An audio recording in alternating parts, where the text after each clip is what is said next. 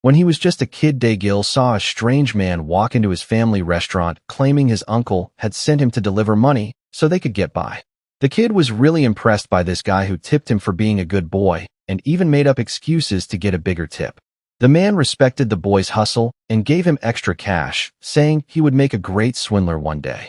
When Dae-gil showed interest in that word, the stranger taught him the tricks of the trade.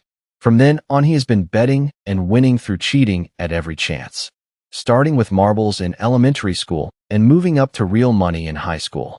Fast forward to the present, Dae-gil works as a delivery driver, but still joins card games to keep gambling. One night, he gets invited to a game at Gwang-cheol's house, where he meets his sister Mina, who is sick of watching her brother waste money on his addiction. Dae-gil falls for her and tries to ask her out, but Mina yells to make her brother think she is being attacked, so he beats Dae-gil up instead. On his way home, he spots his grandpa sneaking off to a gambling den where the old man loses and makes a scene accusing everyone of cheating. The guy running the place, named Ghost, and his bodyguard take the old man to another room to beat him for his behavior. Dae-gil jumps in to help, and after knocking out the bodyguard from behind, he goes after Ghost, who is armed with a knife. During the fight, Dae-gil accidentally kills Ghost, so he and his grandpa escape before anyone can catch them. Back home, his mother gives him the bag of money his uncle sent years ago that she never touched, telling him to go to the big city and lay low for a while. Dae-gil agrees that is the best plan. But before leaving, he stops by Mina's house to tell her he is not good enough for her right now, but he will come back as a better man worthy of her, and he will marry her. When he reaches the city, Dae-gil rents a small rundown apartment and gets in touch with his old friend Jari, who works at a famous gambling house.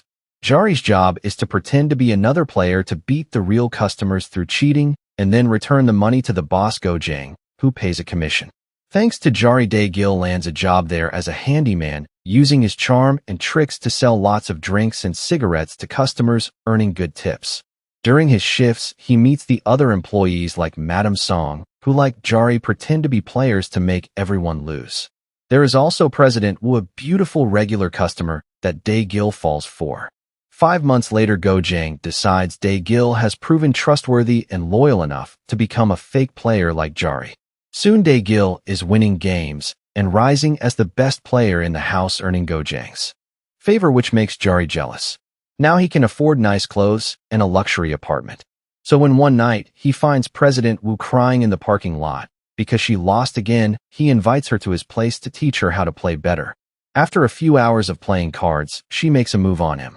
He tries to think about Mina at first, but gives in to her advances. From then on, the two start dating. Sometime later, Go-jang picks President Woo as his next target to be bankrupted. The plan is to let her win for a while before striking and making her lose everything. Dae-gil warns her about this plan and begs her not to come back to the house. But Woo ignores him and shows up anyway. Using the tricks Dae-gil taught her, President Woo outsmarts everyone and wins anyway, causing the house to go bankrupt. A few days later, with no word from Woo, Dae-gil needs a new place to make money. So Jari invites him to a private game with a rich man named Jang. The big surprise is that the fourth player is Mina, who seems to be Jang's girlfriend. The game starts in Dae-gil's favor, and Jari thinks they should stop while ahead and leave with the money, but Dae-gil wants to keep going for bigger gains. This proves to be a mistake when Mina distracts him, and he ends up losing everything.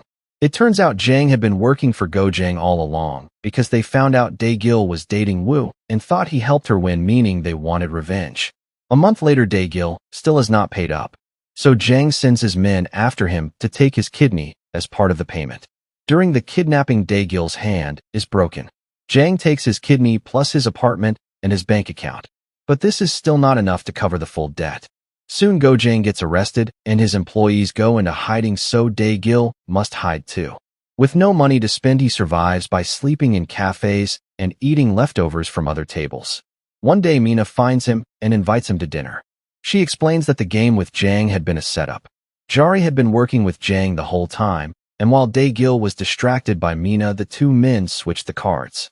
Dae-gil is furious to learn his best friend betrayed him and wants revenge, but Mina tells him not to do anything stupid because he is supposed to marry her someday.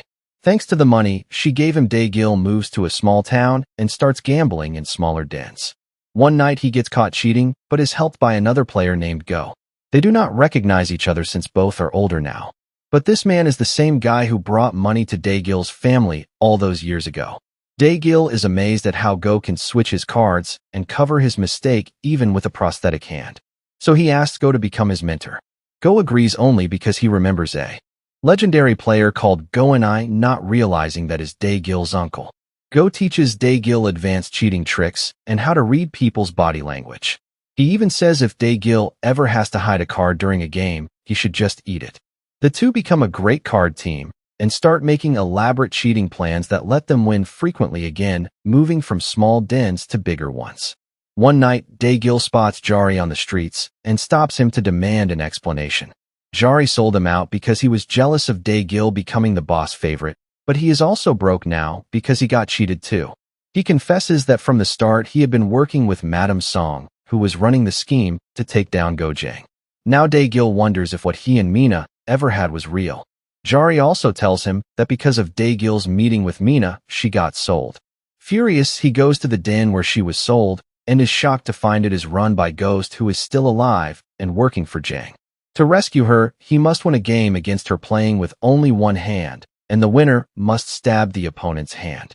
Thanks to Go's teachings, Dae-gil easily reads Mina's body language and wins, but instead of stabbing her, he hurts his own hand, which never fully recovered from when Jang's men broke it.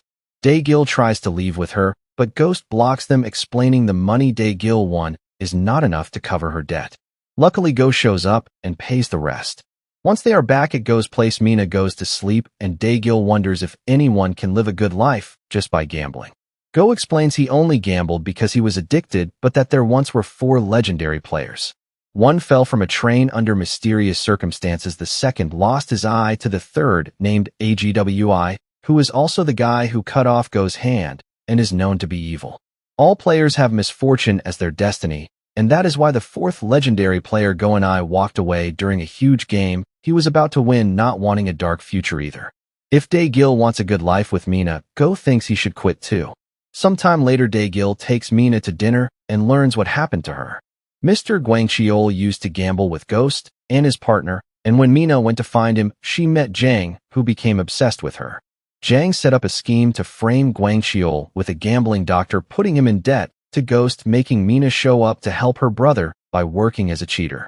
But while she was playing, Jang's men put something in her coffee and later sent her to spend the night with some clients. Now she considers herself a dirty woman. Gwang-cheol lost his mind when he heard what happened to her and killed the doctor who tricked him, landing him in jail. Dae-gil tells Mina he does not care because he is a dirty man too and wants to spend his life with her. They finally kiss. Meanwhile, Jang is furious at Ghost for selling Mina and orders him to bring her back no matter what. Ghost sends his bodyguard after the trio, and Dae-gil tries to win a fight against him, but the guy is too strong. Seeing no other choice, Go attacks the bodyguard, throwing both of them off a platform, killing them both. Before dying, Go begs Dae-gil to leave and not seek revenge. Dae-gil ignores this and starts planning to get back at Jang. Mina visits Gwang-cheol in prison to get the names of 2 criminal friends who are weapons experts. With their help, they make Madame Song lose everything. Then Mina pretends to be a rich, naive girl that Song can take advantage of. She fakes losing at first, and once Song is tricked into a false sense of security, Mina wins it all back. Since Song is desperate now, Dae-gil bribes her to get them a game with her boss, whom Mina also defeats before handing him over to Jang, so he can have his revenge too. All this money lets Dae-gil and Mina move into a better apartment and keep paying Gwang-cheol's friends for their help. Next, Dae-gil contacts President Wu again to use her to catch Jang, offering her a commission. But Jang sees through her act and does not accept her as his new player. In fact, he guesses that Dae-gil must be behind it. After she leaves, Jang worries he might be robbed by Dae-gil soon and moves his money to an abandoned building that nobody knows about. However, this was the plan all along. When she left, she had touched Jang and planted a tracker that showed the group the money's location. To make the revenge sweeter, they steal only half of it and then send the police to find the other half. Jang comes under investigation for illegal gambling and bribing officials, so he flees and the government puts a bounty on his head. Dae-gil meets with Wu to pay her, but when she sees him with Mina, she gets jealous and goes to tell Jang everything. Dae-gil and Mina are preparing to leave the country when they get a call from Jang, who has kidnapped Gwang-cheol's friends and demands his money back in exchange for their lives. Dae-gil agrees to meet. At the exchange, the henchman handing over the hostages pulls a knife to stab Dae-gil, but Dae-gil was already expecting dirty play. After knocking out the henchman, he even burns the briefcase and leaves with his friends. Jang runs to put out the fire and discovers the briefcase was full of fake money. So he and his men chase after Dae-gil, triggering a car chase through the city. Unfortunately, Mina never learned to drive properly and ends up crashing the car. While Jang takes the money away, Dae-gil notices blood between Mina's legs and discovers she was pregnant but lost the baby in the crash. Mina ends up in the hospital where Gwang-cheol visits her, finally released from prison after Dae-gil paid his bail when they started making money again. Meanwhile, Jang pays Woo her share of the deal before meeting some men who will smuggle him out of the country. However, these men are also paid by Gwang-cheol, and they beat up Jang. She tries to leave thinking she won, but these henchmen are actually working for Ghost, who shows up, knocks her out, and after dumping her on a trash pile, he leaves with all the money. When Gwang-cheol returns home later, she is shocked to find Jang there, who was also dumped on a trash pile, instead of being killed as she had ordered. Ghost takes the money back to the real boss, the legendary AGWI, who has also lost lots of fingers. He notices a tracker hidden inside the briefcase and expects them to be found soon. As he predicts, Dae-gil shows up with Gwang-cheol, followed closely by Jang. An argument quickly starts about who the money belongs to and who should kill who, so AGWI proposes a solution. One last big game where they bet all the money, but also their heads. Everyone accepts. Jang proceeds to sell Woo in order to get some money for the game, but she convinces him to take her along because she can help distract Dae-gil thanks to their past together. Dae-gil gets his money from Jang, who wants him to succeed in life. A recovered Mina tells Gwang-cheol that she will be Dae-gil's partner because she does not want her brother to fall into addiction again. Game day arrives with strict rules to prevent cheating. Everyone plays under bright lights using only one hand. They brought sealed new decks, so nobody could use marked cards. The game starts normally, but soon something strange begins to happen, and Dae-gil notices that the other players' cards can be seen through the backs if you know how to use your eyes.